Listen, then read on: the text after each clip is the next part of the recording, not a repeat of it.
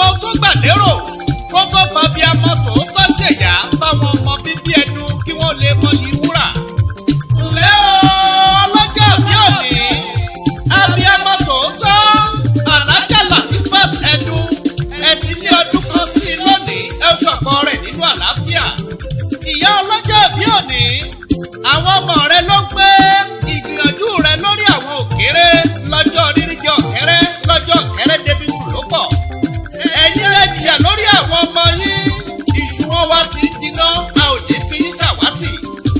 ọdọọdún làárọ̀ rógbó ọdọọdún làárọ̀ òòṣà ọdọọdún làárọ̀ mọ́bì lórí àtẹ Alájà Latifa ọdọọdún lẹ́ ó máa wà.